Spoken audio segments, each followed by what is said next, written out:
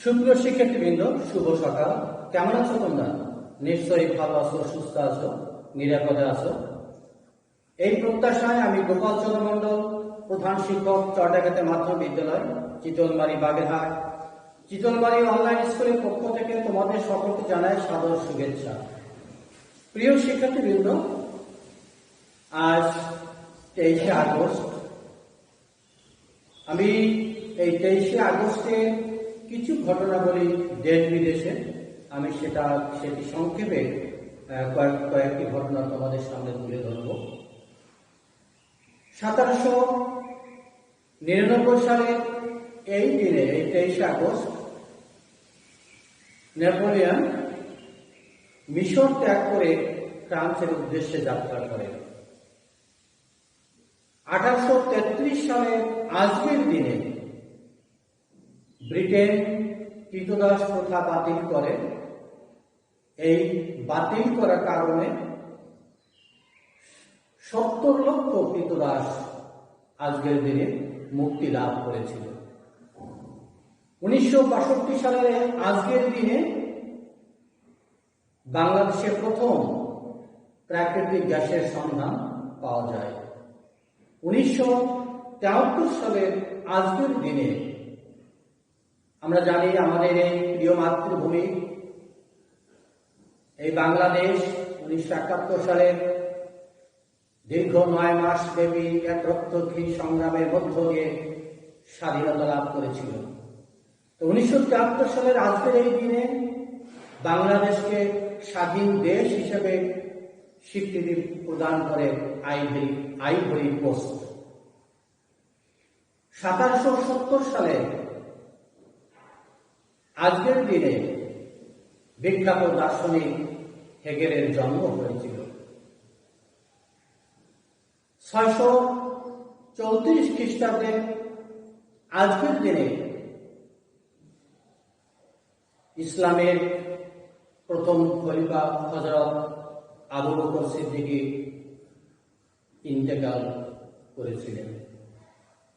2019 সালে আজকের দিনে অধ্যাপক মুজাফফর আহমদ, বাংলাদেশি রাজনীতিবিদ, তিনি মৃত্যুবরণ করেন। তো শিক্ষার্থীবৃন্দ, আজকের 23শে আগস্টের কিছু ঘটনাবলী তোমাদেরকে জানালাম। আমরা আমাদের যে মূল আলোচ্য বিষয় সেটিতে ফিরে যাব।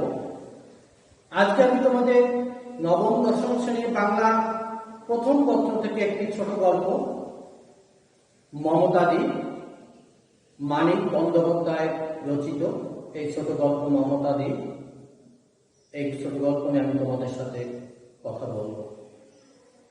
শিক্ষার্থীবৃন্দ, গল্পে প্রবেশ করার পূর্বে আমরা গল্পের লেখক মানিক বন্দ্যোপাধ্যায় সম্পর্কে সংক্ষেপে একটু জেনে নেব। মানিক বন্দ্যোপাধ্যায় প্রকৃত নাম কিন্তু ওনার প্রবোধ কুমার বন্দ্যোপাধ্যায়। জন্ম 1908 সালের বিহারের সাঁওতাল পরগনায় তিনি জন্মগ্রহণ করেন। তার পৈতৃক নিবাস ছিল আমাদের এই পূর্ববঙ্গে বাংলাদেশের মুন্সিগঞ্জ জেলার বিক্রমপুরে। এই প্রতিভাধর কবি, বাংলা সাহিত্যের দিকপাল, 1956 সালে কলকাতায় মৃত্যুবরণ করেন। তার শিক্ষা এবং পেশা, শিক্ষা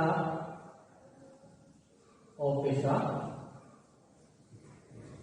মেদিনীপুর জেলা স্কুল থেকে 1926 সালে তিনি ম্যাট্রিক প্রথম বিভাগে পাশ করেন। 1928 সালে আইএসসি প্রথম বিভাগে, এরপর গণিতে অনার্স নিয়ে তিনি কলকাতা প্রেসিডেন্সি কলেজে বিএসসি ক্লাসে ভর্তি হন।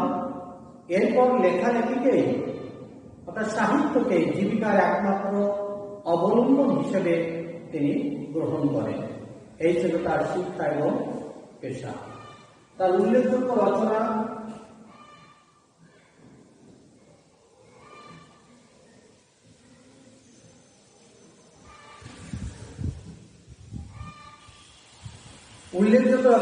ভিতর রয়েছে এবং দিবারাত্রি কাব্য।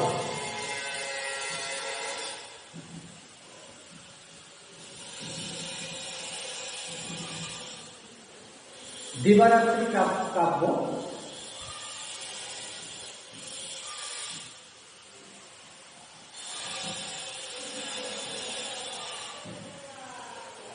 পদ্মা নদীর মাঝি, একটি উল্লেখযোগ্য রচনা। পদ্মা নদীর মাঝি, পুতুল নাচের রীতিকথা।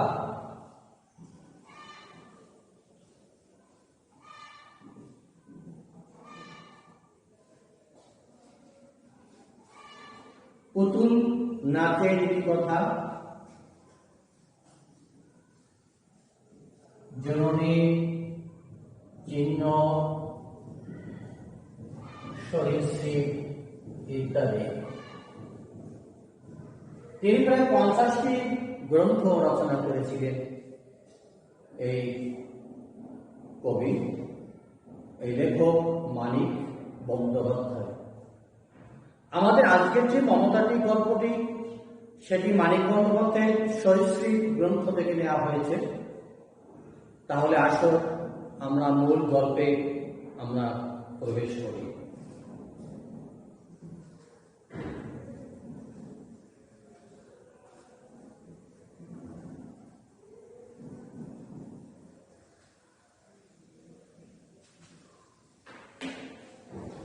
আমি গল্পের শুরুটা বলছি। গল্পের শুরুটা এভাবে যে শীতের সকাল, রোদে বসে আমি স্কুলে পড়া করছি, মা কাছে বসে ফুলকপি কুটছেন। সে এসে বলল, আপনার রান্নার জন্য লোক রাখবেন? আমি ছোট ছেলে মেয়েও রাখবো। নিঃসংকোচ আবেদন। বোঝানো সংকোচ অনেক ছিল, প্রাণপণ চেষ্টা করে অতিরিক্ত জয় করে সংকোচকে জয় করে ফেলছে। তাই যেটুকু সংকোচ নিতান্তই থাকা উচিত তাও এর নেই।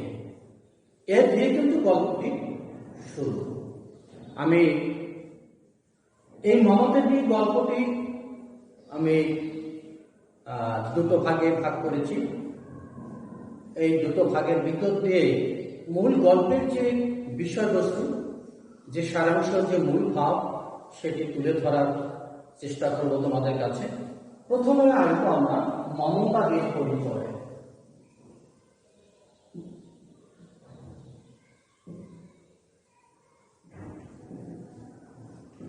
মমতাদির পরিচয়। আমি গল্পের শুরু যেভাবে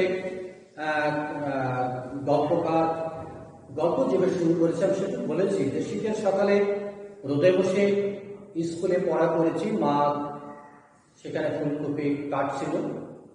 সে এসে বলল যে আপনার রান্নার কাজের জন্য লোক রাখবেন, আমি ছোট ছেলেমেয়েও রান্না রাখতে পারবো এবং রান্না করে দেব। অর্থাৎ কে এসেছিল? এই মমতাদি এসেছিল। তা আমরা মমতাদির পরিচয়টা একটু জেনে নেব। আত্মমর্যাদা সম্পন্ন এক মহিলা, যার নাম হচ্ছে মমতা, গল্পে মমতাদি নামে পরিচিত। বাড়ি ছিল খানিক দূরে জীবনময়ের গলি। এই গলির ভিতরে 27 নম্বর বাড়ির একতলায় মমতাদি পরিবার বাস করত। মমতাদি স্বামী আছে, আর একটি ছোট ছেলে। 4 মাস হলো স্বামীর চাকরি নেই, সংসার আর চলে না। তাই বাধ্য হয়ে মমতাদি গল্প কথকের বাড়িতে গৃহ পরিচারিকার কাজ নেয়। অর্থাৎ এই যে মমতাদি গল্পটি, এর যে গল্প কথক, সে কিন্তু কিশোর বালক, এই ছোট্ট ছেলেটি, সে কিন্তু গল্প কথকের ভূমিকায় এখানে অবতীর্ণ হয়েছে। সেজন্য স্বামীর চাকরি নেই বিধায়, সংসার চলে না বিধায় মমতা বাধ্য হয়ে এই গল্প কথকের বাড়িতে গৃহ পরিচারিকার কাজ নেয়। মমতাদির বয়স 23 হবে। তো সংসারের অভাব অনটনের জন্য, যেহেতু স্বামীর চাকরি চলে গেছে, সংসার চালানোর জন্য আত্মমর্যাদা সম্পন্ন হয়েও মমতাদি পরের বাড়িতে গৃহ পরিচারিকার কাজ নিতে বাধ্য হয়। এই ছিল মমতাদির পরিচয়। সে গল্প কথকের বাড়িতে এসে কাজ নিয়েছিল। গল্প কথক সেই ছোট্ট ছেলে, স্কুল পড়ুয়া ছেলে, সে তাকে সে স্নেহের আদরে ছোট ভাইয়ের মর্যাদা সে দিয়েছিল। আমরা সেটি পরের অংশে আসবো। তাহলে এই ছিল মমতাদির পরিচয়। এর যে পরের অংশ, যেটি গল্পের যে মূল যে ভাবার্থ, মূল যে বিষয়, সেটি আমরা এই অংশের ভিতরে পাব। মমতাদি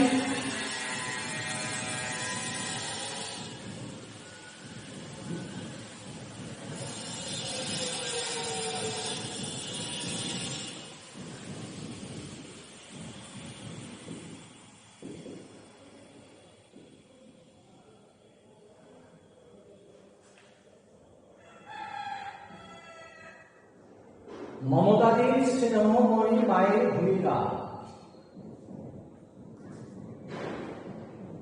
আমি এটি এখানে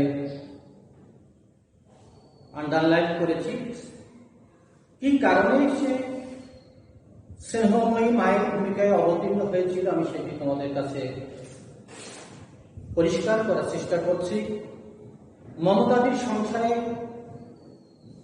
আমরা মমতাদির পরিচয়ের ভিতর দেখেছি যে মমতাদির সংসারে অভাব আছে বলে আত্মমর্যাদা সম্পন্ন ঘরের নারী হয়েও সে গল্প কথক, স্কুল পড়ুয়া ছেলেদের বাড়িতে কাজ নেয়। নিঃসংকোচে সে এসে বলেছিল যে আমি ছোট ছেলে মেয়েও রাখতে পারবো, আপনার রান্না বান্নার কাজও আমি করে দেব। আমরা গল্পের ভিতর অংশ দেখেছি সে সুনিপুণভাবে সে গল্প কথকের বাড়ির যে কাজ বা সে সঠিকভাবে সম্পন্ন করেছে, সেখানে কিন্তু সে কোনো ত্রুটি করেনি। এই আত্মমর্যাদাবোধ তার সবসময় সমুন্নত ছিল। গল্পের প্রথম থেকে শেষ পর্যন্ত তার কিন্তু যে আত্মমর্যাদা সম্পন্ন, যে আত্মমর্যাদাবোধ, আত্মসম্মান বোধ, এটা কিন্তু সমুন্নত ছিল। সে নিজে যেমন আদর ও সম্মান প্রত্যাশী, সে যেমন তার যে অধিকার, তার যে আত্মমর্যাদা, তার যে সম্মান, সেটা যেমন সে পেতে চেয়েছিল, প্রত্যাশী ছিল, তেমনি অন্যকেও স্নেহ ভালোবাসা দেবার ক্ষেত্রে তার মধ্যে কোনো সংকোচ ছিল না কোনো দ্বিধা। সে নিঃসংকোচে এই গল্প কথক কিশোর ছেলেটিকে, স্কুল পড়ুয়া ছেলেটিকে সে নিজের ছোট ভাইয়ের আদরে, তাকে স্নেহে, তাকে সে ভালোবেসেছিল, তাকে আদর দিয়েছিল। গল্প কথক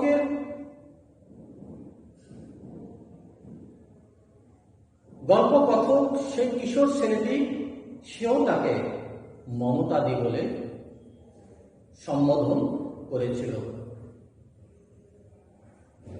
গল্প কথক স্কুল পড়ো ছেলেটিকে মমতাদি ছোট ভাইয়ের মতো স্নেহ ভালোবাসায় সিক্ত করেছিল। মমতাদির স্বামীর যখন আবার চাকরি হওয়ার কথা শুনে গল্প কথকের মা তাকে কি বলেছিল, তাকে বলেছে, দেখে বলল, তোমার স্বামীর চাকরি হয়েছে, খুব ভালো, আমরা তোমাকে আর আটকে রাখবো না। তোমার স্বামীর চাকরি হয়েছে, আমরা শুনে খুব খুশি, তোমাকে আমরা আটকাবো না। তোমার কষ্ট দূর হয়েছে, এতে আমরা খুশি। ইচ্ছে করলে এ বেলায় তুমি কাজ ছেড়ে দিতে পারো। গল্প কথকের মায়ের কথা শুনে মমতাদির চোখে জল এলো। কেন জল এলো? এই কয়েকটা দিনে সে গল্প কথকের বাড়িতে কাজ নিয়ে সে একটি মায়ের বাঁধনে আবদ্ধ হয়ে পড়েছে। বিশেষ করে গল্প কথক এই কিশোর ছেলেটি, স্কুল পড়ো ছেলেটিকে সে স্নেহ করে তাকে বেঁধে ফেলেছে।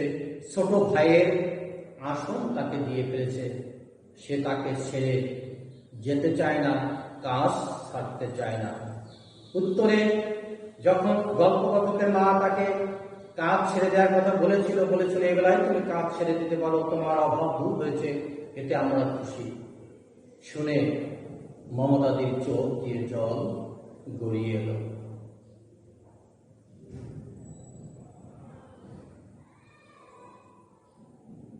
এবং কি বলেছিল মমতাদি? আমি কাজ করব, আমি কাজ ছাড়তে চাই না। কারণ স্কুল পড়ুয়া এই কিশোর ছেলেটিকে সে স্নেহ দরুচি ইতিমধ্যে বেঁধে ফেলেছে। মমতাদির কি সাধ্য কি আছে এই স্নেহের বাঁধন ছিন্ন করে যাওয়া? তাই সে এই স্নেহের বাঁধন সে ছিঁড়ে যেতে চায় না। ছেলেটিকে নিজ বাসায় নিয়ে গিয়ে যথাসাধ্য সে আপ্যায়ন করে, সম্মান ও সহমর্মিতা নিয়ে মমতাদির পাশে দাঁড়ায় স্কুল পড়ুয়া এই ছেলে এবং তার পরিবার। তো শিক্ষার্থীবৃন্দ, এই ছিল মমতাদি গল্পের মূল যে বিষয়, মমতাদি গল্পের যে মূল যে সারাংশ। এবং এই গল্প থেকে কবি লেখক মানিক বন্দ্যোপাধ্যায় যে কথাটি বলতে চেয়েছেন, তিনি বলতে চেয়েছেন যে আমাদের গৃহকর্মে যারা সহযোগিতা করে, সহায়তা করে, তাদের সঙ্গে সৌহার্দ্যপূর্ণ স্থাপন করা, সৌহার্দ্যপূর্ণ সম্পর্ক রাখা, সৌহার্দ্যপূর্ণ সম্পর্ক করা, এটা আমাদের জরুরি। আত্মসম্মান বোধ তাদেরও আছে, যেহেতু তার তো মানুষ, তাদের আত্মসম্মান বোধ আছে, তারাও সম্মান আশা করে, ভালোবাসা পেতে চায়। এই বোধকে মান্য করলে তারা গৃহস্থের পরিবারকে নিজ পরিবার হিসেবে গণ্য করবে এবং আমাদের সমাজে শান্তি শৃঙ্খলা আরো বৃদ্ধি পাবে। এই ছিল মমতাদি গল্পের যে মূল বিষয়বস্তু। লেখকের যে প্রত্যাশা সমাজের কাছে, সেটি প্রকাশ পেয়েছে এমনিভাবে। তা শিক্ষার্থীবৃন্দ, আজ এ পর্যন্তই।